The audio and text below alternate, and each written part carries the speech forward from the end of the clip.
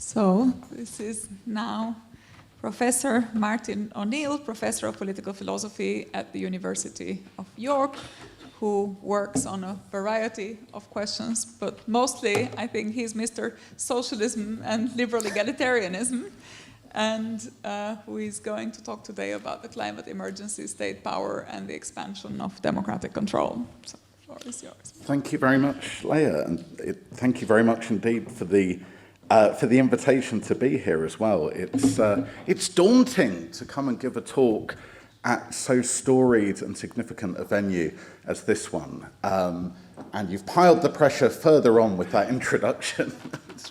So what I want to do today is to talk a little bit about a very pressing issue that obviously that we're facing with regard to politics and with regard to how our societies are dealing with the challenge of climate change, and to suggest that this the failure that we see in how our societies are managing to address that problem also connects with something of a failure in political philosophy to think a little bit beyond some of the inherited assumptions that we find ourselves with. So this gives a quick outline of what I want to cover. I'm going to give you some empirical information, hopefully not too much, about what I take to be the inadequacy of the policy response to the climate emergency. I'm going to talk a little bit also about current developments in Chinese public policy and what that might tell us about the range of possibility that could be open to other countries as well. And then I'll talk a little bit about ideas of green economic planning. Before introducing, I've got a very unusual pair of suspects to discuss here.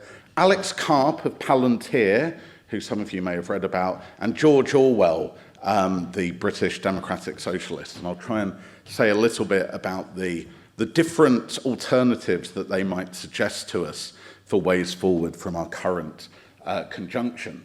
And then I'll talk, a little bit about why political philosophy needs to turn more seriously towards issues of collective control of investment and ideas around economic planning. So, my claim is that the failure to deal adequately with the climate emergency, it shows a problem with democratic politics, but also a related problem in political philosophy. So when confronting the problem of climate change, political philosophers need to, I think, reconsider aspects of the dominant liberal paradigm of justice and to identify the shortcomings, failures, or oversights of that tradition. Now, my argument today, it really emerges from within the liberal egalitarian tradition. So going back to Jan's talk this morning, this is very much one where the values that are at stake are those that I think are broadly shared between liberals and socialists. But nevertheless, I think from quite an uncontroversial or shared starting point, we can think about ways in which we need to move beyond some of the assumptions of recent liberal egalitarian thinking, and especially the assumption of market primacy. But let me start with some, as I say, some empirical issues about the challenges we face with regard to climate change and energy policy. Now, this graph on the right should be extraordinarily optimistic and cheering. It's a graph that shows the fall in cost of renewable energy. It's a logarithmic scale. So as you can see, the cost of producing green energy has been falling extremely, extremely rapidly, especially over the last decade or so. Nevertheless, the progress that's being made towards the kinds of changes that we would need to get to a world of net zero emissions by 2050, so the kind of agreed upon target, if we were to try to keep climate change within reasonable bounds, is being very significantly missed. So there's progress over the last 15 years or so. There's where we'd need to be to by 2030 to be on track for net zero by 2050. And as you can see, there is a significant failure to meet that kind of standard. So there's a wonderfully informative, although not very cheering or optimistic website. The Climate Action Tracker report shows what we're on course for at the moment. So the Paris Agreement goal of 1.5 degrees of global warming is something that it looks like we've really sort of overshot. An optimistic scenario now is talking about a band between about 1.5 to 2.4 degrees of global warming by the end of this century. But actually, if you look at on the basis of agreed upon international actions that are currently in place, we're looking more like a band between 2.1 degrees and 3.3 degrees of warming, with a sort of central case that's a full degree higher than the Paris target. So it's not really a very optimistic projection of where we're at.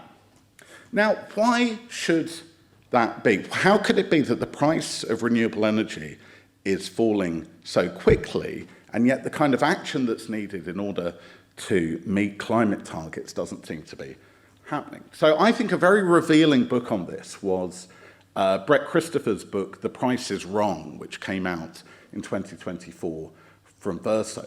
He points out that really price is only part of the story. What matters when you think about decisions that are made about investment in renewable energy is profitability.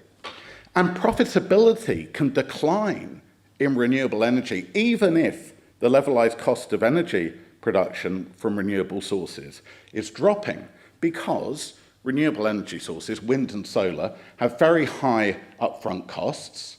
There's lack of long-run predictability in terms of what returns are going to look like as maybe prices drop further over time from renewable sources. And there's generally a need for debt finance rather than the kind of funding from retained profits that you get from the large petrochemical companies. So what one has is a situation in which actually the kind of ongoing falls in price just make it harder for capitalist investors to kind of turn to the renewable sector and say, oh yeah, look, this is definitely investable. This is something that we can think of as something that's going to reliably deliver profits for us into the future.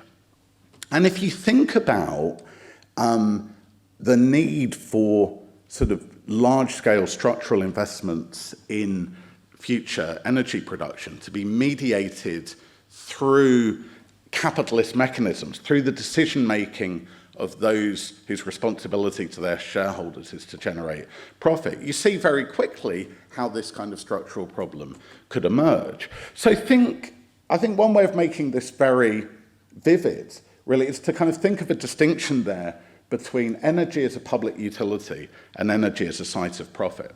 Now imagine two futures. Well, imagine a future trajectory where you were told that actually abundant, incredibly cheap renewable energy was going to be something that it was very, very easy to produce within the next 30 or 40 years.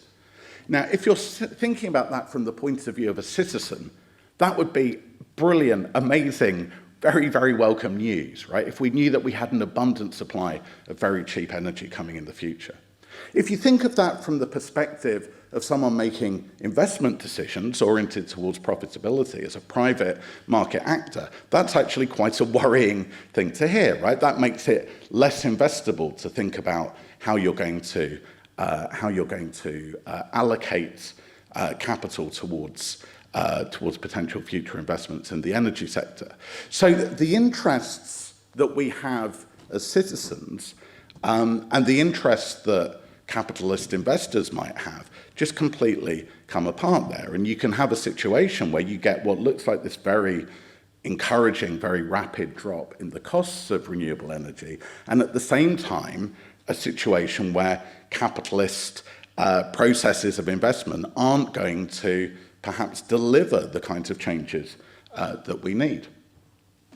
And so what we have, I think, in most parts of the world is that there has not been the degree of shift of investment towards renewable energy that we'd need if we were to really be serious about meeting the kinds of climate targets that political actors have set for themselves. The real exception here, interestingly, is China.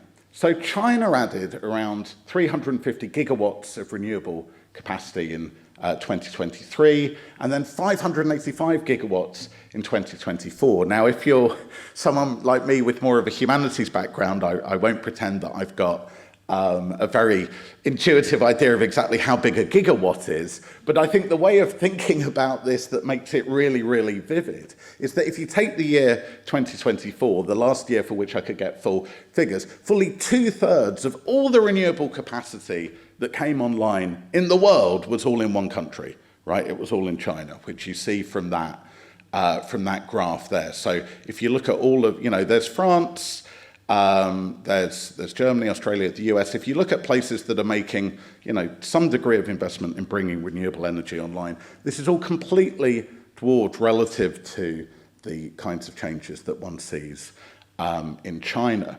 So the economic historian and commentator Adam Tooze, I've got a couple of quotations there from Tooze that I think make this this point quite vividly. China, he says, is the first large economy in which clean energy investment has become the principal driving force of overall investment and economic growth. And then more recently, he says, the spectacular acceleration in global renewable investment is in fact a story about one country, China.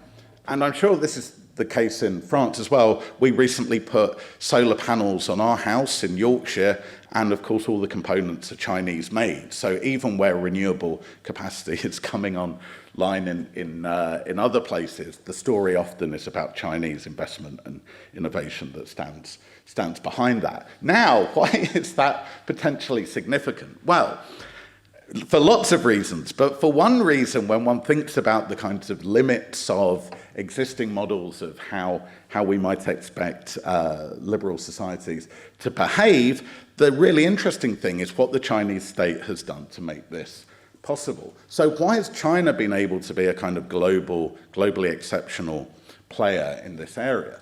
So there's much greater central coordination of policy with government influence on the behavior of energy firms. There's been a lot of government intervention in making land available for wind and solar, and in kind of facilitating the integration of that into the energy system. Now, it's not like all of this new capacity is being done directly by the state. It isn't. It's often being done by private companies. But what the Chinese state has done is kind of change the conditions under which those companies are operating. So very significantly, there's a state provision of a 20-year energy price guarantee for renewable power. So if you're an investor in China, you've got a lot more confidence about making large investments in the renewable sector. And very significantly as well is the role of the central bank. So there's the carbon emissions reduction facility, by which the Chinese central bank has provided guarantees to stand behind loans from more specific private banks that are going towards investment in the renewable sector. So overall, you can see this as a form of green economic planning, right? So the Chinese state has decided very seriously to kind of massively increase the amount of renewable energy that's going to come online, and it's done lots of things in the planning system, in the regulation of private companies, through monetary policy and the behavior of the central bank. Through a range of different levers, it's created the conditions under which that could happen. So this brings me to my to something where there might at least be some philosophical content and not just some graphs about energy production, given that this is, after all, a political philosophy conference. And here it's an extremely basic but I think hopefully appealing set of thoughts. The basic argument is this: if there's a policy goal that's significantly urgent and significant, that's significantly sufficiently urgent and significant, there's no reason in principle that democratic states shouldn't also intervene in the economy that overcomes that kind of profitability problem that Brett Christophers identifies in his book, right? If there's a logjam caused by the difficulty of private actors in making decisions about investability in the renewable sector, but we have an urgent shared need to make sure that more renewable energy comes online, then there's every reason for democratic governments to intervene within energy markets, to use whatever levers they have to make that kind of outcome come about. So put more strongly, if democratic states fail to use their full set of powers to respond to the climate emergency, they're betraying their responsibilities of justice both to current and to future generations. And they're failing to put the holistic interests of democratic citizens ahead of a commitment to market mechanisms, right? If you're not just going to wait for private investors to make this happen, then there's every reason to bring about outcomes that are going to bring online this kind of step change with regard to renewable energy capacity. In doing that, it's appropriate for states to use a full set of levers, not limited to market-shaping measures, but including deployment of central bank financing, the use of monetary policy, anything else that they might choose to do. So there ought to be an analogy here to disaster response, so if you think about COVID, or to wartime planning, which is the case I want to talk a bit more about. If conditions are urgent, then using the full set of democratic powers that states have would seem entirely appropriate. If the state limits its actions to those that will allow private capital to make profits from the energy transition, then on the one hand, that's an irrational failure to use the full panoply of state power. B, it creates an outcome that will likely increase inequality rather than address it, right? If you're having to make sure that any desirable outcome has to be one that there's sufficiently attractive profits to be made on, then that's going to generate certain kinds of inequality. And C, it needlessly deprives the state of a possible future source of revenue. So if you think about democratic states deciding, for example, if they're going to bring on a lot more just directly to invest to bring a lot more renewable capacity, then actually that could be something that's also beneficial with regard to the kind of long-run economic position of those countries. So here are my unlikely couple, Alex Karp and George Orwell. My background suggestion here is that our current situation, thinking that actually changes have to go via the investment decisions of capitalist investors, could be attacked from two different sides. There's a kind of socialist alternative that I'll talk more about, but there's also the view of Alex Karp. And I think it's really important to realise that we seem to be at a moment where the choices aren't between sort of business as usual. It's no longer neoliberal capitalism versus something kind of softer and more human, but there's also many worse options on the table as well. So Karp, the head of Palantir, has a really interesting critique that has something in common, actually, with the Brett Christophers kind of critique of neoliberal capitalism, which he then uses through a kind of grotesque non sequitur to arrive at an argument for something that's much worse than neoliberal capitalism. So here's Karp. For decades, he said, we have taken this focus, and indeed obsession in many cases, by the technology industry on consumer culture for granted, hardly questioning the direction, and we think misdirection of capital and talent to the trivial and the ephemeral. The instinct by Silicon Valley to steer away from the most important problems we face as a society, towards what are essentially the minor and trivial yet solvable inconveniences of everyday consumer life, from online shopping to food delivery. So what Karp is saying is, if profitability is criteria for what gets invested in, you get what we have at the moment. You get all this investment in trivialities, you get a misdirection of human creativity, work and energy towards things that don't serve the common good. So far, I think, someone that was worried about some of the bad features of neoliberal capitalism could agree with that. I think Karp's diagnosis, if you go that far, seems quite plausible. Profit-driven investment systematically misdirects capital and talent away from socially urgent goals. But his conclusion then is simply horrifying. He goes from that diagnosis to affirming that what we need instead, if we care about the common good, is a much closer alignment between investment, the work of tech companies, and then the security and the military. So what you get on Karp's view is that actually we need to redirect all of this kind of human creative potential, all of this investment towards things that will work for the military or for the ICE anti-immigration force in the US, or indeed, he's been a very active supporter of the IDF. But I think it's just important to think that those who, like Karp, who point towards the problem of everything being rooted via profitability, that, as it were, the kind of cutting edge of like the American tech elite, they're not anymore defending neoliberal capitalism of the kind that's been familiar. They're defending a kind of grotesque merger of the security state with the tech industry and with the kind of the main sort of paths of investment in new technology and in sort of the future direction of the economy. And I think it's worth taking seriously their diagnosis, whilst obviously rejecting their conclusions. Which brings us to Orwell. So Orwell, I think, gives us a very interesting way of thinking about state capacity and about the things that democratic states could choose to do at times of emergency. Now, in Britain, everyone at school reads Animal Farm in 1984,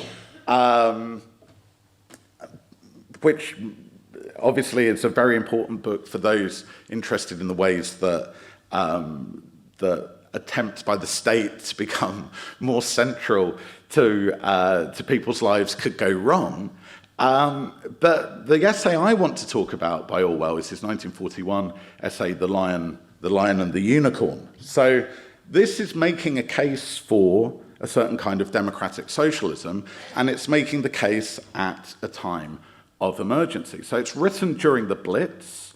A large part of the essay is an exercise in a certain kind of an argument for a certain kind of patriotic British exceptionalism that would be of zero interest to a French audience. But it gets interesting in its final section, where he talks about really about state capacity and about what a socialist response to emergency conditions might look like. And I want to talk about two significant claims that Orwell makes in that essay. So the first of those, that in times when urgent collective action is needed, it's intolerable to have to placate private capitalist interests as a precondition for dealing with that emergency. So he's making exactly that kind of case in the context of 1941 in England. Secondly, when a large collective endeavour requires shared sacrifice, the disproportionate control of resources by the rich becomes both normatively unacceptable and practically unsustainable. It stops you doing the things that you need to do, right? And also, right, it generates inequalities that become to seem completely unacceptable when we're at a point where there's maybe a need for shared sacrifice. So here's some of what Orwell has to say in that 1941 text about about what needs to happen when a democratic society faces an emergency situation. So famously, he says, you need to think more about collective democratic control over investment.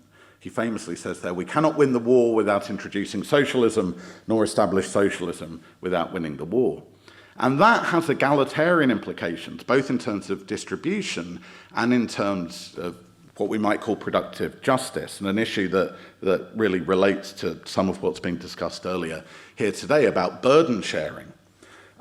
So Orwell says that there's a need to eliminate the class of mere owners who live not by virtue of anything they produce, but by title deeds and share certificates.